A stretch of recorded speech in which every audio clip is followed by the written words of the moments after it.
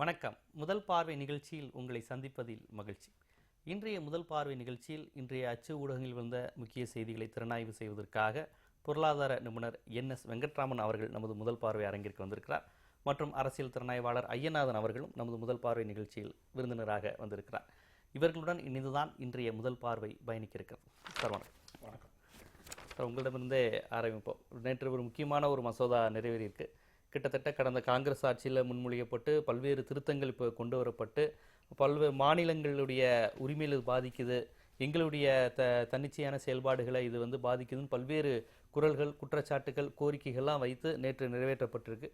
இருப்பினும் நம்மளுடைய மாநில அரசு இதற்கு கடுமையான எதிர்ப்பு தெரிவிச்சிருக்கிறாங்க. நம்ம ஒரு உற்பத்தி செய்கிற மாநிலமாக இருக்கும்போது மாநில வரி வருவாயை முழுமையாக பாதிக்கக்கூடிய வகையில் GST இருக்குது.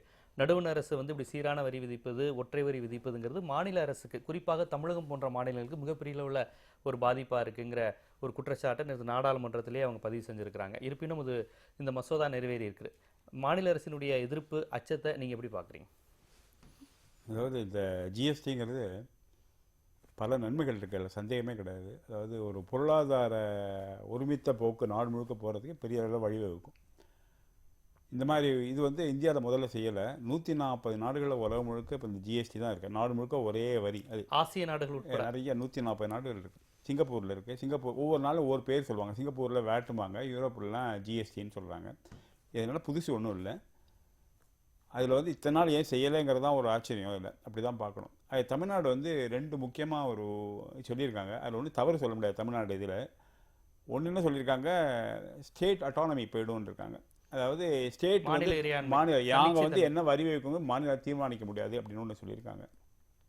ரெண்டாவது மேனுஃபேக்சரிங் ஸ்டேட், அதாவது நிறையா நாங்கள் பொருள் உற்பத்தி பண்ணுறோம், எங்களுக்கு பெரிய வரி வாய்ப்பு, வரி ஏமாற்றம் ஏற்படும், வரி குறைப்பு ஏற்படும் சொல்லியிருக்காங்க. இது தமிழ்நாடு மாத்திரம் சொல்லலை.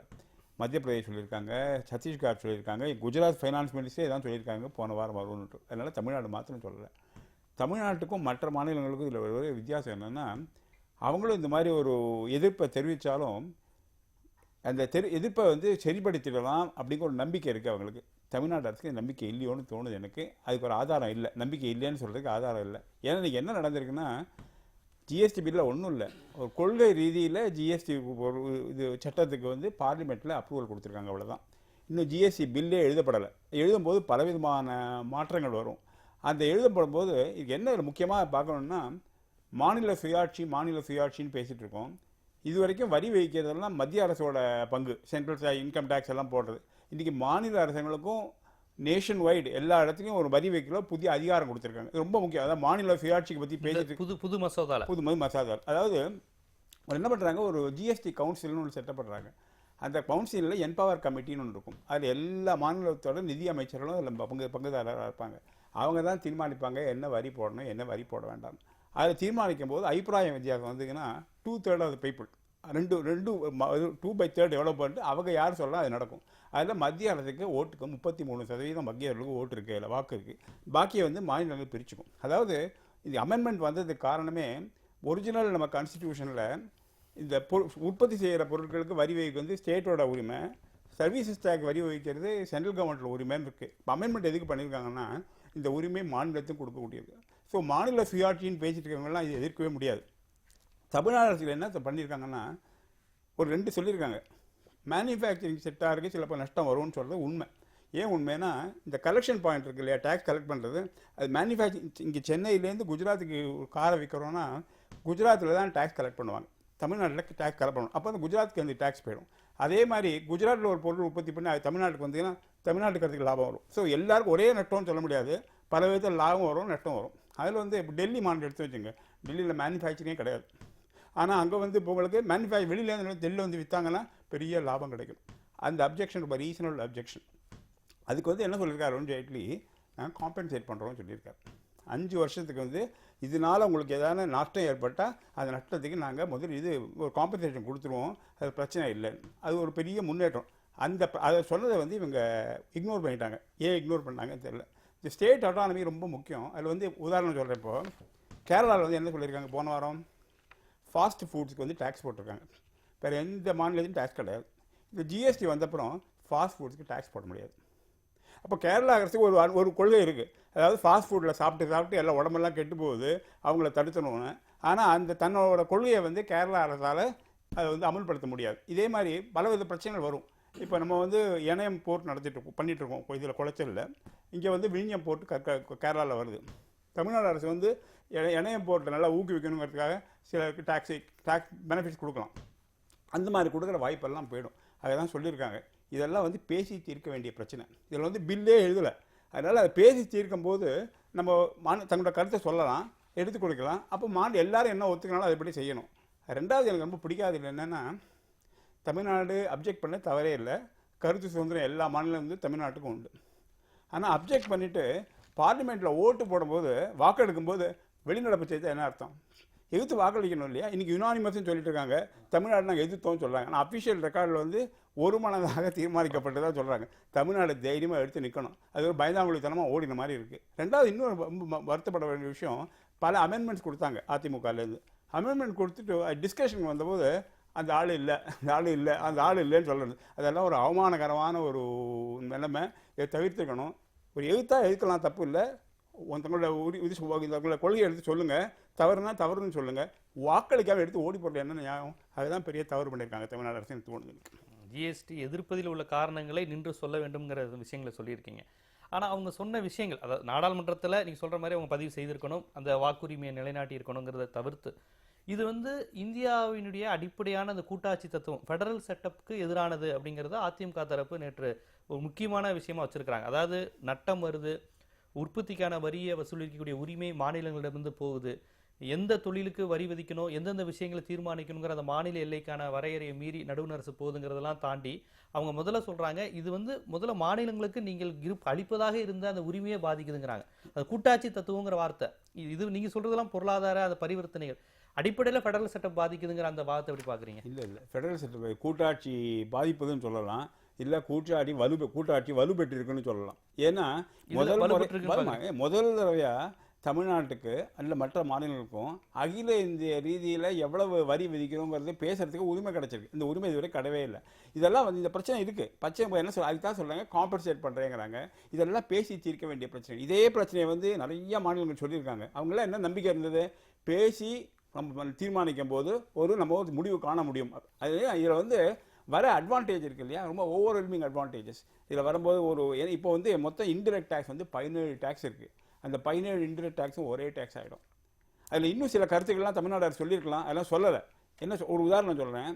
இப்போ ஒரு நிறுவனம் இருக்குன்னு வச்சுங்க. நிறுவனம் இருக்கும்போது அதுக்கு இப்போ இது வரைக்கும் என்ன பண்ணாங்க, ஸ்டேட் மாத்திரம் வேட் கட்டியிருந்தாங்க. இன்றைக்கி வந்து ஜிஎஸ்டியும் இருக்குது, சென்ட்ரல் ஜிஎஸ்டியும் இருக்குது. அது இன்னொன்று வந்து சென்ட்ரல் மத்திய அரசுலேருந்து அதிகாரிகள் வந்து என்ன ஸ்கூட்டினி பண்ணுவாங்க, மாநில அரசு அதிகாரி வந்து என்ன ஸ்கூட்டினி பண்ணுவாங்க. 2 பேருக்கும் அவங்க பேப்பர் ஒர்க்கெல்லாம் கூடும், தலைவர் கூடும். இதெல்லாம் தவிர்க்கக்கூடிய இதில் பற்றியெல்லாம் சொல்லியிருக்கலாம். இதெல்லாம் ஆனால் பேச வேண்டிய விஷயங்கள். இதெல்லாம் வந்து நிறையா இதில் பேசி அவங்க தீர்மானிக்க வேண்டிய விஷயம். அதுக்கு தான் எம்பவர் கமிட்டின்னு போட்டிருக்காங்க.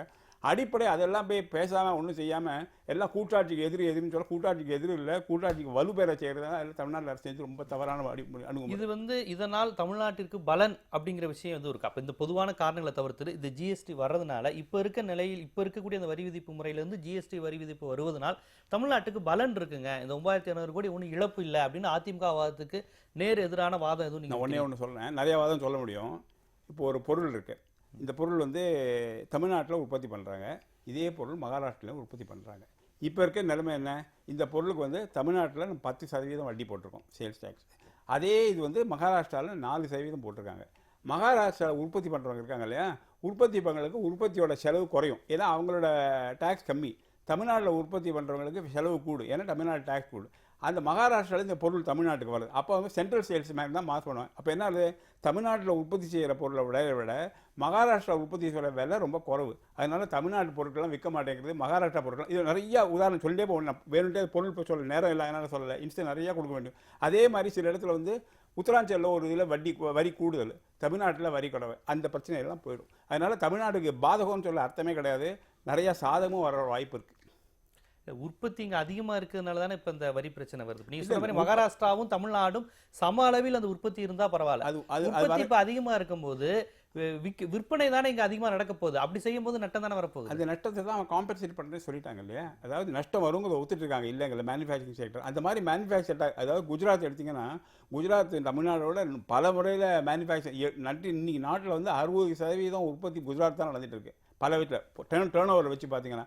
அப்படி பார்த்தீங்கன்னா குஜராத்துக்கு நஷ்டம் ரொம்ப ஜாஸ்தி. குஜராத் ஏன் ஒத்துக்கிட்டு இருக்காங்க, அவங்க காம்பன்சேஷன் பண்ண தரேன்னு இருக்காங்க. அதே இந்த ஒரு எம்எல்ஏ, அதிமுக எம்எல்ஏ போன வாரம் சொன்னார், இதனால் ஒரு பிரச்சனையும் இல்லை, வருஷத்துக்கு இப்போ 2000 கோடி ரூபா கூட கிடைக்கும்னாரு. நான் நினச்சேன் அவங்க அதிமுக ஆதரிக்க போகுதுன்னு நினச்சேன். அப்போ எப்படி சொல்லாருன்னு புரியல எனக்கு. அவர் இன்னைக்கு எக்ஸாக்ட் ஆப்போசிட்டாக போகுது. இது வந்து அந்த காம்பன்சேஷன் கொடுக்குறேன்னு சொன்னதுனால இந்த வரி இழப்புங்கிறது அர்த்தமே இல்லை பேசுறதுக்கு. நீங்க இதை எப்படி பார்க்குறீங்க? இது இவங்க சொல்லக்கூடிய எல்லா குற்றச்சாட்டுகள் இருந்தாலும் ஈடுகட்டக்கூடிய வகையில் அது வருகிறது. இதனால் மாநில இறையாண்மை, மாநில சுயாட்சியும் தொடர்ந்து பேசுது, பலன் இல்லைங்கிற வாதத்தை எப்படி பார்க்குறீங்க? சரி, அடிப்படையில் இன் பிரின்சிபல் எதுக்காக ஜிஎஸ்டி? இது part and parcel of a tax reform. நீங்கள் 1991 நீங்கள் தொடர்ந்து பார்த்தீங்கன்னா இந்த வரி சீர்திருத்தம், பொருளாதார சீர்திருத்தம், இது அனைத்துமே யாருக்கு அட்வான்டேஜாக இருக்குது அப்படின்னோம்னா கார்பரேட்டுக்கு அட்வான்டேஜ் ஆகும், காமனருக்கு டிஸ்அட்வான்டேஜாகவும் இருக்குது. இப்போ இவ்வளோ சொல்லியிருக்கிறாங்க இந்த வரைக்கும் இந்த பத்திரிகையில். இல்லை எந்த இடத்துலையாவது இது வந்துட்டு காமனருக்கு அட்வான்டேஜ் இருக்குதுன்னு சொல்கிறாங்களா? பொதுவாக சொல்லியிருக்கிறது இது வந்துட்ட உடனே இன்ஃப்ளேஷன் அதிகரிக்கும்ட்டு. தமிழ்நாட்டு நுகர்வோருக்கு பலன் தான், விற்பனை வர்த்தகர்களுக்கு தான் பிரச்சனை, நுகர்வோருக்கு பலன். தமிழ்நாடு வேணாம், இந்திய அளவில் எடுத்துக்கிறோம். அது ஜிஎஸ்டின்றது இந்திய அளவு, தமிழ்நாடுன்றதுக்கு அப்புறம் வரேன் நான். ஏன் ஜிஎஸ்டி இது இன்ஃப்ளேஷன் ஏன் அதிகமாகும்னு சொல்கிறாங்க சொல்லுங்க. அப்போது நீங்கள் மெர்ஜ் பண்ணுறோன்னு சொல்லும் பொழுது மேனுஃபேக்சரிங், உற்பத்தி பண்ணுற இடங்களில் போடக்கூடிய வரி என்பது இல்லை, நுகர்வோர் என்கின்ற இடத்தில் வரி விதிப்பு நடக்கின்றது. அப்போ கன்சியூமர் என்ற இடத்துல இது பண்ணும்போது நீங்கள் பல்வேறுபட்ட பொருட்களை நீங்கள் எடுத்துக்கிட்டீங்க அப்படின்னோம்னா, கார் வரை நீங்கள் பார்த்தீங்க அப்படின்னோம்னா அப்போ கன்சியூமர் தான் நிறைய பே பண்ண வேண்டியது இருக்கும். ஏற்கனவே பண்ணிட்டு இருக்கிற சர்வீஸ் டேக்ஸஸை விட ஜிஎஸ்டின்றது ஒன்று வந்துச்சுன்னா அது அதிகமாக இருக்கும். அதான் சுட்டி காட்டியிருக்கிறாங்க. இப்படி பல்வேறுபட்ட இடத்துல பார்த்தீங்கன்னா it is the disadvantage to the commoner, advantage to the manufacturer. அப்போ இதை நாங்கள் இந்த பேலன்ஸை நாங்கள் ஸ்ட்ரைக் பண்ணுவோம், சரியாக நாங்கள் கொண்டு வருவோம் அப்படின்ற எந்த அஷூரன்ஸும் இல்லை. இன் பிரின்சிபிள் தான் இந்த பாலிசி. ஐயா அது சொன்னார். நான் என்ன சொல்கிறேன், ஒரு சட்டத்தை வந்துட்டு நீங்கள் கொண்டு வந்து நாடாளுமன்றத்தில் ஒரு கன்சென்சஸ் மூலமாக நிறைவேற்றணும்னு சொல்லும் பொழுது இந்த நாட்டுக்கே அது அட்வான்டேஜஸாக இருக்கும்போது அதனுடைய டீட்டெயிலெல்லாம் ஒர்க் அவுட் பண்ணி take all the states on board. நீ ஏன் காம்பன்சேஷன் கொடுக்க போகிறேன்னு சொல்கிறேன் 5 வருஷத்துக்கு? உங்களுக்கு நான் இழப்பீடு வந்துன்னா காம்பன்சேஷன் தருவேன், முதல்ல ஒரு 2 வருஷத்துக்கு வந்துட்டு 100% தருவேன், அப்புறம் 75% அதை குறைப்பேன், அப்புறம் 50% அதை குறைப்பேன் அப்படின்னு நீங்கள் சொல்கிறீங்களே. நிரந்தரமாக தரணும்னா வரேன் 2 வருஷத்துக்கு அப்புறம் இவங்களுடைய டாக்ஸேஷன் இவங்களுடைய டாக்ஸ் வருவாய் கூடுன்றதுக்கு என்ன அட்வான்டேஜ், என்ன அஷூரன்ஸ் இருக்குது, என்ன அடிப்படை இருக்குது? நத்திங். இதுக்கு மேலே தான் இந்த கவுன்சில் ஒர்க் அவுட் பண்ண போகுது. இதில் வந்துட்டு எதெல்லாம் வந்துட்டு சென்ட்ரல் சப்ஜெக்ட் ஆக போகுது, எதெல்லாம் ஸ்டேட்டுக்கு அந்த டாக்ஸேஷனாக வரப்போகுது அப்படின்ற விடயத்திலெல்லாம் வந்துட்டு there is a lot of ambiguous things. சந்தேகத்திற்கு இடமான பல விடயங்கள் இருக்குது. ஒர்க் அவுட்டே பண்ணலை, இவங்க தள்ளிட்டாங்க முதல்ல, அவ்வளோதான் தள்ளிட்டாங்க. இப்போ சில மேனுஃபேக்சரிங் ஸ்டேட்ஸ்லாம் ஆதரிக்குது அப்படின்றாரு. அரசியல். குஜராத்தும் மராட்டியமும் பிஜேபி ஸ்டேட்ஸு. அது ஒரு அப்போசிஷன் ஸ்டேட்டாக இருந்ததுன்னா நிச்சயம் அந்த அட்வான்டேஜ் கிடைச்சிருக்காது. கேரளா வேற, கேரளா வந்து ஒரு பெரிய உத்தரவாதம் செய்யப்பட்டு கேரளா வந்துட்டு ஒரு கதை வேற. கேரளா வந்துட்டு ஒரு மேனுஃபேக்சரிங். இப்போ நீங்க சொல்வது பார்த்தா மகாராஷ்டிராக்கும் குஜராத்துக்கும் நல்ல சரியான இழப்பீடு கொடுக்கப்படுங்கிற உத்தரவாதம் இப்பயே வந்துருச்சு. இல்ல அப்படி இல்ல அவங்க வந்து கவலைப்படலை, ஒரு பொலிட்டிக்கலா போயிடுறாங்க. That is the problem here. நான் என்ன சொல்ல வரேன், என் பிரின்சிபல் ஏன் இவ்வளோ பெரிய ஆக்டை நீங்கள் பாஸ் பண்ணணும்? இது ஒரு பெரிய ரீஃபார்ம். இது ஒரு ரீஃபார்மு. நான் சொல்லக்கூடிய விஷயங்கள் எல்லா டீட்டெயிலும் ஒர்க் அவுட் பண்ணி நாடாளுமன்றத்தில் வச்சு விவாதிச்சு நீங்கள் பண்ணியிருக்கணும். நேற்று சுப்ராமி ரெட்டி அவர் வந்துட்டு எவ்வளோ விஷயங்களை எடுத்து வச்சாரு. என்னாச்சு? எல்லாரும் பின்னாடி இருந்து சிரிக்கிறாங்க. Is it a parliament? அதான் இருந்தாலும் சொன்னார், நீங்கள் ஏற்றுக்கிறீங்களோ இல்லையோ in principle I am bringing to your point என்னாரு. நெகட்டிவேட்டட் ஒருத்தர் கூட ஆதரவு தெரிவிக்கல. இவர் சொன்ன மாதிரி அதிமுகங்க அவையில் எல்லாத்தையும் ஓடி போயிட்டாங்க. நவநீத கிருஷ்ணன் வந்துட்டு ஃபார்வர்ட் பண்ண அந்த அமெண்ட்மெண்ட்டை பற்றிட்டு சுப்பிராமி ரெட்டி மாதிரி ஏன் நீ பேசலை அப்படிங்க என்ன அர்த்தம்? இது கன்சென்சஸ் ஓவராலா எல்லாருடைய ஒத்துழைப்போடு நிறைவேறுச்சின்ற ஒரு இது சரித்திரத்தில் பதிவாயிடுச்சு. ஆனால் அதிமுக எதிர்க்கிற மாதிரி காட்டிக்கிட்டு வெளியில போயிட்டாங்க. நீங்க இருந்த அந்த எதிர்ப்பை நீங்க பதிவு செஞ்சிருக்கணும். நீங்க ஃபெடரலிசத்தை பத்தி நீங்க பேசுறீங்க, அவங்க கோஆபரேட்டிவ் ஃபெடரலிசம்னு பேசுறாங்க. என்னது இது? ஒரு கவுன்சிலை வச்சு நீங்க என்ன சாதிச்சீங்க? ஏற்கனவே இன்டர்ஸ்டேட் கவுன்சில் ரெண்டுமே கான்ஸ்டிடியூஷன்ல அலௌட் தான். என்னங்க கான்ஸ்டிடியூஷன்ல ரெண்டுமே இருக்கு. நம்மளுடைய கான்ஸ்டிடியூஷன் வந்துட்டு பாத்தீங்கன்னா it gives everything and at the same time it does not demarcates everything. இது எல்லாவற்றையும் தருகிறது, ஆனால் எல்லாவற்றையும் வரையறை செய்யவில்லை.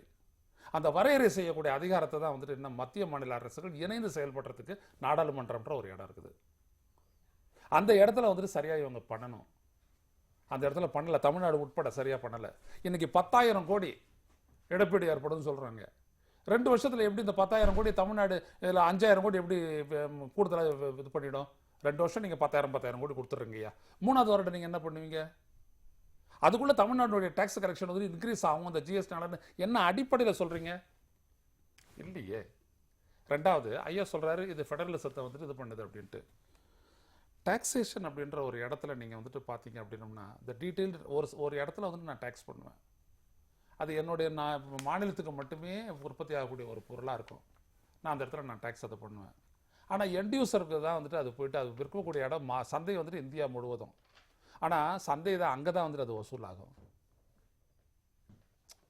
நீங்கள் நல்லா கவனிச்சு பாருங்கள். இன்றைக்கி தமிழ்நாடு வந்துட்டு ஒரு பெரிய manufacturing state as far as car is concerned. ஆட்டோமொபைலை பொறுத்த வரைக்கும் தமிழ்நாட்டில் எவ்வளோ விற்கிது, மற்ற மாநிலங்களில் எவ்வளோ விற்கிது? அப்போ எண்ட் யூசர் பே பண்ணுறான் அப்படின்னு I am at a disadvantage. Clear cut. என்னால் ஆதரிக்க முடியாது. நான் ஒரு முதலமைச்சராக இருந்தாலும் இல்லை அருமை ஐயா வெங்கட்ராமன் முதலமைச்சராக இருந்தாலும் அவர் இதை சொல்லுவார். ஏன்னா அது அப்படி தான் போகுது. So consuming state it is gives a clear advantage of consuming state. அது இல்லைன்னு அருண் ஜேட்லி சொல்லியிருக்கிறாரு. அதெல்லாம் வந்துட்டு அப்படி பூசி மூடுறதுக்கு தான் நான் தான் காம்பன்சேட் பண்ண போறேனே அப்படின்னு நீங்கள் சொல்றது. எனவே காம்பன்சேட் பண்ண போறேன்றது வந்துட்டு it is not a viable answer. That does not address the future problem. Second thing is it is not for the commoner. இதை நல்லா இம்ப்ளிமெண்ட் பண்ணும்போது தெரிய போகுது. இவங்க டாக்ஸ் ரேட்டை கூட்டுவாங்க, அந்த கார்பரேட் மேலே இருக்க டாக்ஸ் பட்டனை குறைக்கிறாங்க. ஸோ இதில் வந்துட்டு ஒரு எக்கனாமிக் அவுட்லுக் அப்படின்றத விட ஒரு பிஸ்னஸ் அவுட்லுக் தான் அதிகமாக இருக்குது. இது இந்த இம்ப்ளிமெண்டேஷன் பண்ணும்போது தெரியும். கண்டிப்பாக இந்த ஜிஎஸ்டி வரும்போது அவர் சொல்லக்கூடிய இன்னொரு விஷயம், ஒரு தமிழ்நாடு மாதிரி உற்பத்தி செய்கிற மாநிலங்களினுடைய அந்த வரித்தன்மை அது முழுமையாக நீர்த்து போகக்கூடிய ஒரு தன்மை இருக்குது அப்படின்னு அவர் பார்க்குற அச்சத்தை எப்படி பார்க்குறீங்க? இல்லை அப்படி வராது. அதாவது தமிழ்நாட்டில் நிறையா இப்போ ப்ரிடாமினெண்ட்டாக இன்றைக்கி தமிழ்நாட்டில் என்ன உற்பத்தி பண்ணிட்டு இருக்காங்கன்னா ஆட்டோமொபைல்ஸ், கார்ஸு, ஆட்டோ பார்ட்ஸ் ஒன்றும், டெக்ஸ்டைல் ஒன்றும், 2 தான் தமிழ்நாட்டில் மெயின் மேனுஃபேக்சரிங் ஆக்டிவிட்டி. தமிழ்நாட்டில் பல பொருட்கள் செய்கிறதே இல்லை. பெட்ரோகெமிக்கல் எடுத்துங்க, பென்சீன், டால்வின் எல்லாம் ஒரு பொருளும் தமிழ்நாட்டில் பண்ணுறதே கிடையாது. அதனால் தமிழ்நாடு பிக்கஸ்ட் மேனுஃபேக்சரிங் ஸ்டேட்டுங்கிறது தவறு. தமிழ்நாடோட மேனுஃபேக்சரிங் ஸ்டேட் நிறைய இப்போ மகாராஷ்டிரா, குஜராத்லாம் தமிழ்நாடோட பன்மடங்கு மேனுஃபேக்சரிங் ஸ்டேட் ஆகிருக்கு. 2வது வந்து கூட ஒன்னாவதுன்னு சொல்லலாம், தவறு இல்லை. ஆந்திர பிரதேஷோட தமிழ்நாடோட பிகர் மேனுஃபேக்சரிங் ஸ்டேட் இன்னைக்கு ஒன்றாவதுன்னு தவறு இல்லை, அவங்களாம் எதுக்கலை. 2வது வந்து இதில் என்ன பிரச்சனைனா சில வரி வெளிமாநிலத்தில் விற்கும்போது நமக்கு எனக்கு டேக்ஸ் கிடைக்காதுன்னா அதே மாதிரி வெளிமாநிலத்தில் நமக்கு வரும்போது நமக்கு டேக்ஸ் கிடைக்கும். அதையும் சொல்லணும் இல்லையா? இப்போ வந்து இப்போ தமிழ்நாட்டில் உற்பத்தி போயிருந்தோம் விகிதம் குறைவா இருக்கும். இல்லை நம்ம அந்த அளவு கன்சியூமரா இல்லை இல்லை நம்ம அது இல்லை, விற்பனையாளர் தான் அதிகமாக இருக்கும். அது இல்லை தமிழ்நாட்டில் இன்னைக்கு வந்து பல பொருட்களுக்கு வெளிமாநிலங்கள் தான் அதிகம். ஏன்னா மேனுஃபேக்சரிங் செக்டார் கம்ப்ளீட்டாக நெக்லெக்ட் ஆகிடுது. புது ப்ராஜெக்ட்ஸே வரது கிடையாது தமிழ்நாட்டில். இந்த ஆட்டோமொபைல், ஆட்டோ காம்பனன்ட்ஸ் தவிர டெக்ஸ்டைல் மில்லாம் எடுத்திங்கன்னா க்ரோத் ரேட் எடுத்தால் 10 வருஷம் எடுத்துவேன்னா 1% க்ரோத் ரேட் கிடையாது. டெக்ஸ்டைல் இண்டஸ்ட்ரீஸ் எல்லாம், கெமிக்கல் இண்டஸ்ட்ரீஸ் க்ரோத்தே கிடையாது தமிழ்நாட்டில். சென்னை பெட்ரோலியம் கார்பரேஷன் போட்டாங்க, 20 வருஷத்துக்கு முன்னாடி எக்ஸ்பேண்டே பண்ணல. மெட்ராஸ் வெட்டில் சிக்காக இருக்குது. தமிழ்நாட்டில் வந்து மேனுஃபேக்சரிங் செக்டார் கம்ப்ளீட்டாக 0 க்ரோத் தான் சொல்லணும். அவ்வளோ நிறைய நிறுவனங்கள் மூடப்பட்டிருக்கிறது. அதனால தமிழ்நாடு பெரிய மேனுஃபேக்சரிங் செக்டார்ங்கிறதே ஒரு சர்ச்சைக்குரிய அச்சமே தேவையில்லைங்கிறீங்களா? தமிழக இல்லை, அச்சமே தேவை கிடையாது. ஏன் அச்சம் தேவை கிடையாதுன்னா தமிழ்நாட்டில் மேனுஃபேக்சரிங் பண்ணுறதே வெளிநாட்டுக்கு போகும்போது தமிழ்நாடு நஷ்டம்னா வெளிமாநிலத்தை மேனுஃபேக்சரிங் தமிழ்நாடுக்கு லாபம் வரும். Tamil Nadu is not only big manufacturing state, it's big consuming state also. ஏன்னா பாக்கி பொருட்கள்லாம் உற்பத்தியெல்லாம் கம்ப்ளீட்டாக குறைஞ்சி போயிடுது. தமிழ் கம்ப்ளீட்டாக பொருளாதார தொழில் வளர்ச்சியே இன்னைக்கு என்ன கேட்டிங்கன்னா புள்ளி வரலாம் எடுத்து கொடுத்தீங்கன்னா பொதுவான மக்கள் தொகை அதிகமாக இருக்க எல்லாமே நுகர்வோர் அதிகமாக இருக்கிற ஸ்டேட் தான் இன்னைக்கு. எக்ஸாக்ட்லி ரைட், நீங்கள் சொல்கிறது ரைட். அதனால் அது இல்லை. 2வது வந்து இந்த மாதிரி ஒரு பில் இந்த மாதிரி கொண்டு வரும்போது, அடிப்படை ஃபண்டமெண்டல் பில் கொண்டு வரும்போது முதல் ஹர்டில் என்ன இருக்குது? பார்லிமெண்ட்டு அமெண்ட்மெண்ட்டுக்கு அப்ரூவல் கொடுக்கணும். பார்லிமெண்ட்டு அமெண்ட்மெண்ட்டுக்கு அப்ரூவல் கொடுத்துருங்க. அதுக்கப்புறம் தான் அது வந்து இப்போவே டிஸ்கஸ் பண்ணி ரெடி பண்ண முடியாது. ஏன் பண்ண முடியாதுன்னா அப்ரூவலே இல்லாமல் டிஸ்கஸே பண்ண முடியாது. இப்போ அப்ரூவல் ஆகிருக்கு. இப்போ பில்லே தான் எழுத போகிறாங்க.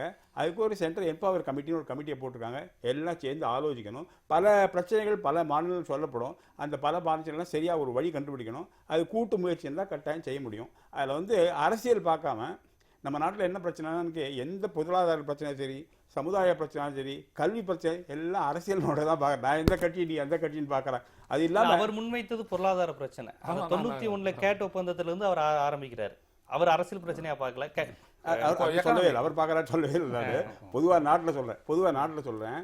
இதில் வந்து இது வந்து ஒரு ஒருமை என்ன இண்டஸ்ட்ரியில் இருக்கிறவங்களுக்கு தெரியும். 17 டேக்ஸ் கொடுக்கணும். 17 டேக்ஸ் கொடுக்கணும்னா இந்த கவர்மெண்ட்டோட அஃபீஷியல்ஸு அது இது ஹராஸ்மெண்ட்டு பேப்பர் ஒர்க்கெல்லாம் பார்க்கும்போது பல விதத்தில் வந்து டேக்ஸ் எவேஷன் தான் ஜாஸ்தியாக இருக்குது, டேக்ஸ் கொடுக்கறது ஜாஸ்தியாக இருக்குது. அது வேறு விஷயம். ரெண்டாவது வந்து அதாவது காமனர் சாதாரண மக்களுக்கு ஒன்றும் நன்மையே கிடையாது. எல்லா நன்மைகளும் கார்பரேட்டு தான். இந்த கார்பரேட் வாதமே எனக்கு புரியவே மாட்டேங்குது. ஏன் கார்பரேட் வாதம் வந்து ஒரு ஃபேஷனபிள் இதாக போயிடுது. இப்போ கார்பரேட்டுங்கிறவங்கலாம் கொள்ளக்காரங்க, நாட்டை ஏமாத்துறவங்க, பொய் சொல்கிறவங்க, பித்தலாட்டக்காரங்க அப்படின்னு ஒரு தவறான அபிப்பிராயம். இப்போ தொழில் வளர்ச்சி ஏற்படலைன்னா நாடு முன்னேற முடியாது. தொழில் வளர்ச்சி ரொம்ப ரொம்ப அத்தியாவசியம். விஞ்ஞான வளர்ச்சி வேணும், தொழில் வளர்ச்சி வேணும். அப்போ தான் வேலைவாய்ப்பு ஏற்படும், அப்போ தான் பொருளாதார முன்னேற்றம் ஏற்படும். அதுக்கு வந்து யார் பண்ணணும்? யாரும் முதலீடு செய்யணும். கார்பரேட்டில் இருக்கவங்க அத்தனை பேரும் வந்து இன்றைக்கி வந்து தெருவிளக்கில் படித்து வேலைக்கு போய் தொழில் ஆரம்பித்து பெரிய தொழில் நடத்துகிறவங்களும் இருக்காங்க. நேற்று அவங்க ஒரு 10 வருஷத்துக்குள்ள நிலைமை பார்த்தீங்கன்னா இப்போ சாதாரணமாக இருப்பாங்க. இன்றைக்கி பெரிய மாதிரி நிறைய பேர் இருக்காங்க. அந்த மாதிரி அவங்களையும் கார்பரேட் தானே சொல்கிறீங்க. அதனால் இன்றைக்கி ஜனநாயக நாட்டில் வந்து மேலே போகிறதுக்கு எந்த விதமான தடையும் கிடையாது. யார் வேணால் கார்பரேட் ஆகலாம், நானும் கார்பரேட் ஆகலாம், நீங்களும் ஆகலாம், சாரும் ஆகலாம், ஒரு பிரச்சனையும் கிடையாது. ஆனால் கார்பரேட்டுக்காக சொல்கிறது அர்த்தமில்லாத ஒரு வாதம். தொழில் நலனில் ஒட்டுமொத்த நாட்டினுடைய நலனும் அடங்கியிருக்குங்கிறீங்க. கட்டாயம் கார்பரேட் வளர்ச்சி என்பது நாட்டின் வளர்ச்சி, இரண்டும் ஒன்று கொண்டு தொடர்புடையது. அதாவது கன்சியூமர் தொழில் அதேதான் அவரும் சொல்றாரு. தொழில் செய்யும்போது கன்சியூமர் ரொம்ப முக்கியம், கன்சியூமருக்கு தொழில் வளர்ச்சி ரொம்ப முக்கியம். இது ரெண்டும் தொழில் வளர்ச்சி தொழில் முனைவோர் முன்னேறினா தான் ஏற்படணும். அவங்களுக்கு ஆதரிச்சா தானே முடியும். ஒருத்தர் ஒன்றும் பண்ண வேண்டாம், கார்பரேட்லாம் வெளியில் போங்க, நீங்கள் உட்காந்துருக்காங்க, இங்கே டிவி ஸ்டேஷன் இருக்காது, ஒன்றுமே இருக்காது, இப்போ ஒதுங்கமாக வளர்ச்சி இருக்காது நாட்டில். அது ஒரு கவுண்டர் ப்ரொடக்டிவ் நெகட்டிவ் ஆர்குமெண்ட். இந்த கார்பரேட் சொல்லி ஒரு தவறான ஒரு எண்ணத்தை உற்படுத்துகிறாங்க. ரொம்ப தவறானது, அது செய்யவே கூடாது. இங்க உள்ள இப்ப வணிகர் சங்கங்கள், தமிழ்நாட்டில் உள்ள வணிகர் சங்கங்கள் எல்லாமே இதுக்கு கடுமையான எதிர்ப்பு தெரிவிச்சிருக்காங்க. அதை எப்படி பாக்குறீங்க? இங்க உள்ள உற்பத்தியாளர் அமைப்புகள், இங்க உள்ள தேசிய தமிழ்நாட்டில் உள்ளக்கூடிய அந்த முதலாளிகள் அனைவரும் எதிர்ப்பு தெரிவிக்கிறாங்களே, அதை எப்படி? எதிர்ப்பு வந்து எந்த மாற்றம் ஏற்பட்டாலும் எதிர்ப்பு, ஏதான ஒரு மாற்றம் எதிர்ப்பு இல்லாமல் இருந்திருக்கா பாருங்க. இதுல வந்து என்ன பண்றாங்க, இதுல இப்போ வந்து எதிர்ப்பு சொல்லி அவசியமே கிடையாது. ஒரு மாற்றத்தை கொண்டு வர போகிறோம்னு சொல்லியிருக்காங்க. அதுக்கு கொள்கை முடிவுல அடிப்படை கொடுத்துருக்காங்க. இதை பேச போகிறோம். பேசும்போது அதில் வந்து 66% வாக்கு அளிக்கலாம், வேண்டாம்னா எதிர்க்கலாம். அதில் ஸோ பல திட்டங்கள் நீ சொல்லியிருக்கிறது வந்து அந்த எம்பவர்மெண்ட் கவுன்சிலில் வந்து அவங்க வேண்டான்னு வைக்கலாம், தமிழ்நாடு போய் ஆர்கியூ பண்ணலாம், தமிழ்நாடு அரசை பேச சொல்லலாம், வணிகர் பேச சொல்லலாம். அதனால் வந்து டிஸ்கஷனுக்கு ஒத்துமே எதிர்க்கக்கூடாது. ஃபண்டமெண்டல் இன் பிரின்சிபிள் அப்ரூவ் பண்ணியிருக்காங்க. நாளைக்கு இது என்ன பண்ணி நிறைய மாற்றம் வரும். இன்னைக்கு இவங்களுடைய எதிர்பார்ப்புகளை முன்வைக்கலாம்னு சொல்லுங்க. முன்வைக்க கட்டாயம் வைக்கலாம். இன்னைக்கு அது மாத்திரம் இல்லை, பலவிதமான நல்ல கருத்துக்கள் வெளிவந்ததுன்னா அந்த கருத்துக்கள்லாம் கணக்கு எடுக்கப்படும். ஏன்னா தீர்மானிக்கப்படுறது மத்திய அரசு மாத்திரம் இல்லை, எல்லா மாநில அரசுகளும். அதனால தான் மாநில ஆட்சிக்கு கூட்டாட்சிக்கு ஒரு வெற்றி, கூட்டாட்சிக்கு இது ஒரு வெற்றின்னு சொன்னேன். அதனால பல பிரச்சனைகள் வந்தாலும் பிரச்சனைலாம் பேசி தீர்க்க வேண்டிய பிரச்சனை. அதனால தான் பாக்கி மாநிலங்கள்லாம் உடனே ஒத்துக்கிட்டாங்க, பேசி தீர்த்துக்கலான்னு. தமிழ்நாட்டுக்கு இந்த பேசி தீர்க்கணும் நம்பிக்கை இல்லை. எங்கே பார்த்தாலும் தமிழ்நாட்டில் ஒரு கான்ஃபரன்டேஷன் அப்ரோச் தான் வச்சுட்டு இருக்கோம். அதே அப்ரோச் தான் இங்கே வந்திருக்கு. அதான் எனக்கு தோணுது. அது குறிப்பாக இப்போ மாநில அரசு நடுவண் அரசோட பெரிய முரண்படுற மாதிரியான ஒரு சூழல் பெரிய லெவலில் இல்லை. அது ரெண்டு பிரச்சனையில அவங்க எதிர்படுறாங்க. அப்படிதான் இல்லை, மாநில அரசு மத்திய அரசுன்னு சொல்லலை, அரசியலில் போக வேண்டாம். பொதுவாக ஒரு அணுகுமுறையே எல்லா பிரச்சனையும் 2 விதமாக சேர்க்கலாம். ஒன்றும் பேசி தீர்க்கலாம், இல்லை சண்டை போட்டு தீர்க்கலாம். பேசி தீர்ப்பது தான் இப்போ நாகரிகமான அணுகுமுறை. அவ்வளோதான் நான் சொல்கிறேன். இல்லை இப்போ பார்லிமெண்ட்டில் வந்துட்டு assent and dissent is both are agreed. ஐயா அதை ஒத்துக்குறவாருன்னு நினைக்கிறேன். கான்ஃபரன்டேஷன்றதுல எங்கே இருக்குது? நான் எடுத்து வைக்கிறேன். என்னதுலேருந்து நிறைய மேனுஃபேக்சரிங் ஆகுது, எக்ஸ்போர்ட் ஆகிடுது. இப்போ இந்த மேனுஃபேக்சர் பண்ணக்கூடிய பொருளுக்கு வந்துட்டு எக்ஸ்போர்ட் ஆகக்கூடிய பொருட்களாக இருக்குன்னு வச்சுக்கோங்க. இப்போ சென்ட்ரல் எக்ஸைஸ் டியூட்டியை போட்டாங்கன்னு வச்சுக்கோங்க. அந்த எக்ஸைஸில் எனக்கு ஒரு ஷேர் இருக்குது இல்லை. இப்போ எக்ஸைஸே இல்லைன்னு சொல்லிட்டீங்க, அந்த கூட்ஸ் எல்லாம் எக்ஸ்போர்ட் ஆகுது, எனக்கு என்ன இருக்குது? I am getting nothing. முடிஞ்சு போச்சு. அப்போது இதே மாதிரி லெதர் எடுத்துக்கோங்க. அவர் டெக்ஸ்டைலை சொன்னார், லெதரை விட்டுட்டார். பெரிய மேனுஃபேக்சரர் தமிழ்நாட்டுக்கு என்ன பெனிஃபிட் இருக்கும்? நத்திங். இப்படி எல்லாமே போயிட்டுருக்குது. அதான் நான் சொல்ல வரேன், இது ப்ராடக்ட் பை ப்ராடக்ட் இதை வந்துட்டு நல்லா த்ராஷ் அவுட் பண்ணி இதுக்கு வந்துட்டு ஒரு முடிவுக்கு வரணும். சிலதெல்லாம் ஒரு எக்ஸ்க்ளூசிவாக ஒரு ஸ்டேட்டுக்கு சம்மந்தப்பட்ட ஒரு விடயமாக இருக்கும். இந்த நாட்டில் வந்துட்டு ஒரு சிங்கிள் மார்க்கெட்டுன்னு சொல்கிறீங்க. சிங்கிள் மார்க்கெட்டுன்னு சொன்னதில் வந்துட்டு தமிழ்நாடு எப்படியெல்லாம் டிஸ்அட்வான்டேஜுக்கு போனது அப்படின்றத மஞ்சள்லேருந்துட்டு வெங்காயம் வரைக்கும் சொல்லலாம். வடநாட்டில் வெங்காயம் வந்துட்டு எக்ஸஸாக உற்பத்தி இது ஷார்ட்டேஜ் ஆச்சுன்றதுக்காக இங்கே இருக்கிற எக்ஸ்போர்ட்டை நிறுத்தி இங்கே எட்டனாக்கு வெங்காயம் வந்துட்டு சீரழிஞ்ச கதையெல்லாம் நமக்கு தெரியும். சிங்கிள் மார்க்கெட் அப்படின்றது எல்லா விஷயத்துக்கும் ஒரு வையபிளான ஒரு ஆல்டர்னேட்டிவ் கிடையாது. நான் ஏன்னு சொல்ல வரேன்னா, உங்களதுல ரொம்ப வந்துட்டு கமர்ஷியல் அவுட்லுக் தான் இந்த ஜிஎஸ்டியில் இருக்க ஒழிய எக்கனாமிக் அவுட்லுக் இல்லைன்ற. எக்கனாமிக் அவுட்லுக்ன்றது இருந்துச்சு அப்படின்னோம்னா நீங்கள் கன்சியூமரை பற்றி நீங்கள் யோசிப்பீங்க. இது அவனுக்கு இன்ஃப்ளேஷனை வந்துட்டு உருவாக்குமே அப்படின்றத பற்றி நீங்கள் யோசிப்பீங்க. இது ஃபியூச்சரில் தான் வந்துட்டு 2% அப் டு ஜிடிபி உயரும் அப்படின்னு சொல்கிறீங்க. அதுக்கெல்லாம் எந்த அஷூரன்ஸுமே கிடையாது. அதனால் இது வந்துட்டு ஒரு ஒண்டர்ஃபுல் ரீஃபார்ம் அப்படின்லாம் வந்துட்டு சொல்லிடாதீங்க. ஏன்னா நிறைய விஷயம் ஒர்க் அவுட் பண்ண வேண்டியது இருக்குது. இதெல்லாம் தமிழ்நாட்டு it is going to be disadvantage. அதில் வந்துட்டு அவங்களோட டிசன்ட் இஸ் ரைட். அதுதான் நான் சொல்ல வரேன் நான். ஸோ இது வந்துட்டு எப்படி ஒர்க் அவுட் ஆக போகிறது அப்படின்றத வந்துட்டு ஃபியூச்சரில் இருந்து தான் பார்க்கணும் இதில். ஆனால் தமிழ்நாடு அரசை பொறுத்த வரைக்கும் இதை உறுதியாக நாடாளுமன்றத்தில் எடுத்து வைக்கவில்லை என்பது எனது குறைபாடு. ஒரே ஒரு சின்ன ஒரு பாயிண்ட். அதாவது 3 இருக்கு இதில். State GST, central GST, integrated ஜிஎஸ்டின்னு. அதாவது ஸ்டேட்டில் வர ஜிஎஸ்டி ஸ்டேட் எடுத்துக்கும், அதில் சென்ட்ரல் ஸ்டேட்டும் பகிர்ந்துக்கும். எந்த அளவில் பகிர்ந்துக்கணும்னு தீர்மானம் பண்ணல. அப்போ இன்டகிரேட்டட் ஜிஎஸ்டிங்கிறது 2 ஸ்டேட்டுக்குள்ளே வந்தீங்கன்னா மத்திய அரசு கிடச்சோம். அந்த மத்திய அரசு ஸ்டேட்மெண்ட் கொடுத்துருக்காங்க. இன்டகிரேட்டட் ஜிஎஸ்டியில் வர வருமானத்தை மத்திய அரசு மாத்திரம் வச்சுக்காது, அது அந்தந்த மாநில அரசோட நாங்கள் பகிர்ந்து போகணும்னு சொல்லியிருக்காங்க. எப்படி பகிர்ந்து போகிறது இன்டர்ஸ்டேட் கவுண்ட் இது எம்பவர்மெண்ட் கமிட்டி இருக்கு இல்லையா, அது தீர்மானிக்கும். போய் வாதங்களை வைக்கலாம் அப்படின்னு வைக்கலாம். அதை வச்சு தீர்மானிக்கும். அதனால எல்லா பணமும் நாங்கள் எடுத்து போகிறோம்னு வச்சுக்காங்க. எல்லாம் கொடுப்போம், எவ்வளோ கொடுக்கணும் அந்த கவுன்சில் தீர்மானிக்கட்டும்னு சொல்லியிருக்காங்க. அதான் ஒரு ஒரு ஒருமைப்பாடு, ஒரு முன்னேற்றமான ஒரு அணுகுமுறைன்னு தான் எனக்கு தோணுது. அடுத்து எனக்கு முக்கியமான ஒரு செய்தி எம்பிக்கள் அந்த கட்சி அவர்களை நீக்கிவிட்டாலும் அவர்கள் எம்பியாவை தொடரலாமா அப்படிங்கிறது குறித்து நேற்று உச்சநீதிமன்றத்தில் ஒரு வழக்கு வந்திருக்கு. இதை தொடர்ந்து அவங்க முன்னாள் நாடாளுமன்ற உறுப்பினராக இருந்த ஜெயபிரதா அவர்களும் அமர்சிங் அவர்களும் தொடர்ந்துருக்கிறாங்க. இப்போ அவங்க நாடாளுமன்ற உறுப்பினராக இல்லை. இதை காரணம் காட்டி உச்சநீதிமன்றம் அந்த வழக்கை தள்ளுபடி செய்தது. இப்போ எந்த காரணத்துக்காக செஞ்சாங்களோ அவங்களே எம்பியா இல்லாதப்போ தேவையில்லைன்னு சொல்லியிருக்காங்க. ஆனால் இது முக்கியமான ஒரு விவாதத்தை எழுப்பியிருக்குன்னு தான் சொல்லணும். ஒரு கட்சி இவங்க இல்லை, இனிமே கட்சியில் இல்லைன்னு சொன்னதுக்கப்புறம் அந்த கட்சியின் மூலமாக அவங்க எம்பி பதவியை தொடர்ந்து நீடிக்கலாமா கூடாதா, அதற்கு பிறகு நாடாளுமன்றத்தில் நடைபெறுகிற ஓட்டெடுப்பு போன்ற விஷயங்களில் கட்சியினுடைய கட்டுப்பட்டு தான் செயல்படணுமா அப்படிங்கிற மாதிரியான கேள்விகள் எழுப்புது. இல்லை அவங்க தன்னிச்சையாக செயல்படக்கூடிய அதிகாரம் உரிமை நம்ம அரசியலமைப்பில் இருக்கா, நாடாளுமன்ற விதிகளாக இருக்காங்கிற மாதிரி கேள்விகள் வந்திருக்கு. இதை நீங்கள் எப்படி பார்க்குறீங்க? அதாவது இந்த முன்னாடி ஒரு ஆயாராம் கயாராம்னு ஒரு ஒரு இது வரும். அதாவது இந்த கட்சிக்கு யார் அங்கே போகலாம், அந்த கட்சிக்கு யார் போகலாம், ஒரு எம்எல்ஏ 100 பேர் ஒரு கட்சிக்கு எதிர்வாங்க, 50 பேர் அந்த கட்சிக்கு போனால் திடீர்னு அந்த ஆட்சி விழுந்துருவோன்னு. அதை தவிர்க்கிறதுக்காக ஒரு ஆன்டி டிஃபெக்ஷன் பில்லுன்னு ராஜீவ்காந்தி பீரியடில் கொண்டு வந்தாங்க. ஆன்டி டிஃபெக்ஷன் பில் பண்ணி ஒரு கட்சியில் இருக்கவங்க 100 பேர் இருந்தாங்கன்னா அது 1/3 33 பேர் நாங்கள் கட்சி மாறுறோம்னா நீங்கள் நார்மலாக மாறலாம், ஒன்றும் பிரச்சனை இல்லை. 33 கீழே இருந்து 10 பேர் தான் மாறுறாங்கன்னா உங்களுக்கு பதவி போயிடும் அப்படின்னு ஒன்று சொல்லியிருக்காங்க. அதே அந்த மாதிரி கட்சி மாறினா ஸோ அது உள்ள ஒன்றும் கன்ஃபியூஷனே கிடையாது. கட்சி மாறினா பதவி போயிடும்னுட்டு. ஆனால் இந்த கேஸில் என்ன ஆயிருக்குன்னா, கட்சி ஒருத்தர் மாறலை, இந்த கட்சியிலே நான் இருக்கேன், ஆனால் கட்சி தான் வெளியில் பண்ண போக சொல்லியிருக்காங்க. அதாவது இந்த அம்மா எம்பி கான்ட்ரவர்ஷியல் எம்பி அவங்க கட்சியை விட்டு நான் ராஜினாமா பண்ணிட்டேன்னு சொல்லவே இல்லை. கட்சியை விட்டு அவங்க கல்தா கொடுத்து வெளியில் அமைச்சிருக்காங்க. அதனால் அந்த பார்லிமெண்ட் உறுப்பினராக அவங்க இருக்காங்க. அந்த பார்லிமெண்ட் உறுப்பினராக இருக்கும்போது அவர் ராஜினாமா பண்ணல, திருப்பி சொல்கிறேன், அவரை போக சொல்லியிருக்காங்க வெளியில். அப்போ போது அவர் மக்களோட பிரதிநிதியாக இருக்கேன். ஒருத்தர் எம்பி மக்களோட பிரதிநிதியாக இருக்காரா, அரசியல் கட்சியோட பிரதிநிதியாக இருக்காங்க, ஒரு பெரிய கொஸ்டின். அல்டிமேட்லி பேசிக் ட்ரூத் அவர் மக்களோட பிரதிநிதியாக தான் அங்கே இருக்கார். மக்களோட பிரதிநிதியாக இருக்கும்போது அரசியல் கட்சிக்கு என்னை வெளியில் சொல்ல போக அதிகாரம் இல்லை அப்படின்னு சொல்கிறது ஒரு மாதிரி ரைட்டு. கட்டில் சுப்ரீம் கோர்ட்டுக்கு போச்சுன்னா, என்னோட தோணு ஜட்மெண்ட் வந்துச்சுன்னா அவங்க இருக்கலாம் அப்படின்னு சொல்லிடுவாங்க. ரெண்டாவது இன்னும் அது கொறடா, ஒவ்வொரு கட்சிக்கும் கொறடா இருக்கும். அந்த இதுக்கு ஒரு பாலிசி இருக்கும். அந்த பாலிசி படி அவங்க ஓட்டு போடணும், இந்த கட்சியோட நீ பிரதிபலிக்கணும்னு சொல்லணும். அந்த பிரதிபலிச்சுக்கு அவங்க விருப்பம் இல்லைன்னா அவங்க என்ன பண்ணலாம், அந்த இடத்துல வெளிநாடு செஞ்சிடலாம். அவங்க அதை பார்ட்டிசிபேட் பண்ண முடியாது, பேசாமல் இருந்துடலாம். எதிர்க்க முடியாது. எதிர்த்தா ப்ராப்ளி பிரச்சனை வருமோ அது தெரியல, because it Ed to be tested in the court. ஆனால் அதில் ஆனால் பேசிக்கலாக எனக்கு தோணுது, ஒரு கட்சி ஒருத்தர் வெளியில் போக சொல்லிட்டு உடனே அவர் அரசியல் நீங்கள் பார்லிமெண்ட் ரிசைன் பண்ணணும்னு சொல்கிறது தவறு. ஏன்னா அவர் அடிப்படையாக அங்கே இருக்கிறது ஒரு மக்களோட பிரதிநிதியாக இருக்கார், அரசியல் மக்களுடைய பிரதிநிதி அப்படிங்கிறது தான் என்னோட எண்ணம். அதில் சுப்ரீம் கோர்ட்டு வர்டிக்ட் இன்னும் சரியாக சொல்லலை. 2 விதமான ஆர்குமெண்ட் இருக்கணும். என்னோட ஆர்குமெண்ட் என்ன கேட்டிங்கன்னா, அவங்க வெளியில் போகக்கூடாதுன்னு தான் சொல்லுவேன் நான். அவங்க அங்கே இருக்காங்க, அவங்க கட்சி இந்த கட்சியும் சாராதாராக இருக்கட்டும், ஆனால் இன்னொரு கட்சியில் சேரக்கூடாது. சேர்ந்தாருன்னா, ஏன்னா இந்த கட்சிக்காக மக்கள் அவங்க ஓட்டு போட்டிருக்காங்க. நம்ம நாட்டில் மக்கள் எப்படி ஓட்டு போடுறாங்க, அனைவரும் நிறைய மக்களுக்கு யார் கண்டெஸ்ட் பண்ணுறாங்கன்னே தெரியாது. யார் தலைவர் சிம்பிள் என்ன அதை வச்சு தான் ஓட்டு போட்டுருக்காங்க நம்ம நாட்டில். அதனால தான் இப்படி சொல்கிறாங்க. அது ஒரு பேசிக் ஃபேக்ட். அப்படி உண்மையான நிலைமை நடக்கிற நிலவரம். ஆனால் அடிப்படை என்னன்னு பார்த்தீங்கன்னா, மக்களோட பிரதிநிதியாக தான் அங்கே போகிறாங்க. அதனால் அவங்களுக்கு போக சொல்லணும்னு தவறுன்னு தோணுது. நீங்கள் அதை எப்படி பார்க்குறீங்க? இப்போ சட்டமன்ற உறுப்பினரோ நாடாளுமன்ற உறுப்பினரோ அவங்கள வந்துட்டு உலகம் ஃபுல்லாக எப்படி அழைக்கிறாங்கன்னா லா மேக்கர், சட்டம் உருவாக்குபவர். தனிப்பட்ட முறையில் individually is identified as a law maker.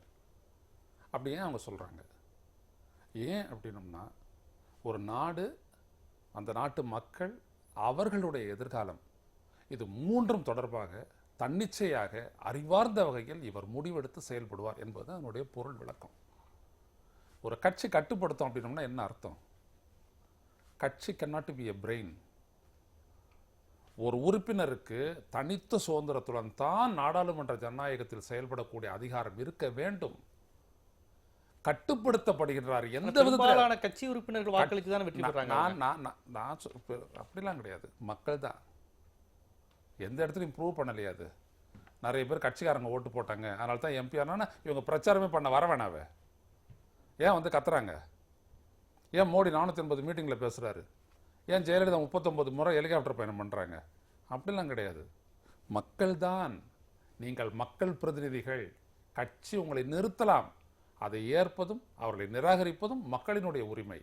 அதுதான் வந்துட்டு vote of tax payers express. Vote அப்படின்றதுடைய அர்த்தம் அவ்வளோதான். வரி கற்றவன் முடிவு செய்தது அது. எனவே பின்னாடி அவன் எப்படி பேசணும்னோ எப்படி நடந்துக்கணும் அப்படின்னோ ஒரு கட்சி கண்ட்ரோல் பண்ணக்கூடாது. நீ ஆன்டி டிஃபெக்ஷன் லாவை நீங்கள் வைங்க, கட்சி மாறினா வைங்க. ஆனால் வாக்களிக்கிற இடத்துல அவனை கண்ட்ரோல் பண்ணாதீங்க. வாக்களிக்கக்கூடிய இடத்தில் அவன் இந்த நாட்டினுடைய நலனைத்தான், தனது மக்களினுடைய நலனைத்தான், தனது தொகுதியினுடைய நலனைத்தான், இந்த நாட்டினுடைய எதிர்காலத்தை தான் அவன் கருத்தில் கொண்டு முடிவெடுக்க வேண்டும். அவனை ஒட்டு மொத்தமாக ஒரு பஞ்ச் ஆக்கி, ஒரு ஆட்டு மந்தையாக்கி, அதுக்குள்ள நீயும் அடக்கம்னு சொல்லி அவனை வந்துட்டு நீங்கள் உந்தி தள்ளுறது அப்படின்றது ஜனநாயக நடைமுறை கொள்கைகளுக்கு எதிரானது. எனவே இதில் உச்சநீதிமன்றம் என்ன தீர்ப்பு, உச்சநீதிமன்றம் எப்படி வேணாலும் தீர்ப்பளிக்கலாம். இன்றைக்கெல்லாம் நீதிமன்றங்கள் எப்படி தான் தீர்ப்பளிக்கும்னு யாரும் எதிர்பார்க்க முடியாது, வேறு விடயம். ஆனால் சட்ட ரீதியான விடயம், ஆன்டி டிஃபெக்ஷன் லா என்கின்ற ஒரு விடயத்தை ஒரு மெம்பரினுடைய ஒரு சட்டமன்ற நாடாளுமன்ற உறுப்பினருடைய தன்னிச்சையான சுதந்திரமான செயல்பாட்டை முடக்குவதற்கு இருக்குமானால் அது தவறான நடைமுறை. அதற்கு பிறகு நடைபெறக்கூடிய இது போன்ற வாதங்கள், மசோதா நிறைவேற்றம், ஒரு புதிய கொள்கை முடிவு, இது போன்ற விஷயங்கள்ல அந்த உறுப்பினர் தன்னிச்சையா முடிவெடுக்கணுங்கிறீங்களா, கட்சி கொறடா கட்டு பண்ணுங்கிறீங்களா? கட்சி கொறடா கட்டுப்படக்கூடாது. கட்சி கொறடா அப்படின்றது எதுக்கு நீங்க இஷ்யூ பண்றீங்க? மந்தையாம ஒரு கட்சியினுடைய சார்பாக தேர்ந்தெடுக்கப்பட்டவங்க மந்தையா? இப்போ ஒரு அதிமுக உறுப்பினரே வந்துட்டு ஜிஎஸ்டியை பத்தி வேற ஒரு கருத்து சொன்னாரா இல்லையா ஐயா?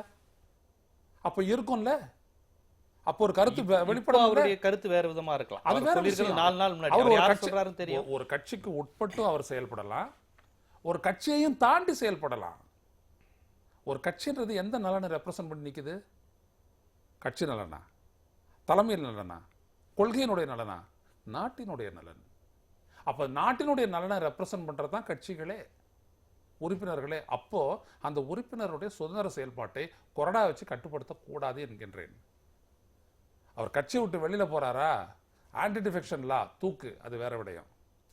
ஏன்னா கட்சி நிறுத்தியது அந்த இடத்துல வருது, ரைட், அவ்வளவுதான். ஐயா சொன்ன மாதிரி ஆயாரம் காயாரம், இன்னைக்கு இங்க நாளைக்கு அங்க அப்படின்ற ஒரு நிலையை நீங்க தடுக்கிறீங்க.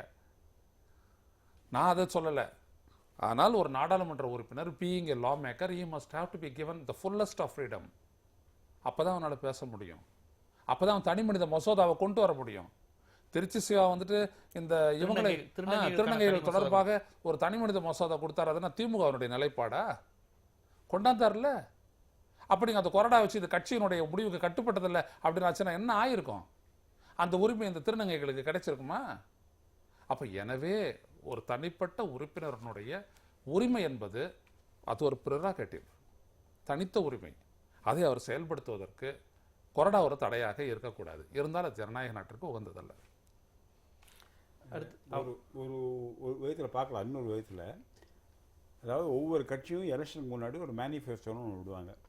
அந்த மேனிஃபெஸ்டோ அடிப்படையில் தான் அவங்க எலெக்ஷனே நிற்கிறாங்க. அங்கே இருக்கிற அத்தனை பேரும் அந்த கட்சிக்கு கண்டெஸ்ட் பண்ணுறவங்க அத்தனை பேரும் அந்த மேனிஃபெஸ்டோவை ஒத்துக்கிட்டு தான் கண்டெஸ்ட் பண்ணுறாங்க. ஸோ அடிப்படையாக கொள்கைக்கு ஒரு கட்சிக்கு ஒரு கொள்கை இருக்குது, அந்த கொள்கை அடிப்படையில் கண்டெஸ்ட் பண்ணுறாங்க. மக்கள் அந்த அடிப்படையில் ஓட்டு போடுறாங்களா, மக்கள் மேனிஃபெஸ்டோ படிக்கிறாங்களான்னு எனக்கு தெரியாது, அது வேறு விஷயம்.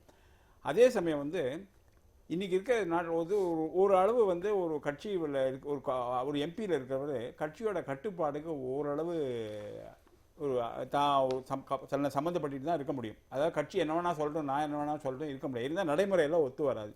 இதில் வந்து அதிமுக பெரிய வாய்ப்பு இருந்தது என்னென்னா, இந்த ஜிஎஸ்டி மசோதாவில் ஓட்டளிக்கு போய் அவங்க பங்கு பெற்றுதான்னு வச்சுக்கோங்க. அப்போ அந்த வெளியில் இப்போ அந்த அம்மா இருக்காங்க இல்லையா, கான்ட்ரவர்ஷியல் அம்மா, இந்த அம்மா வந்து இந்த பக்கம் ஓட்டு போடுறாங்களா அந்த பக்கம் ஓட்டு போடுறதா ஒரு டெஸ்ட் கேஸ் ஆகிருக்கும்.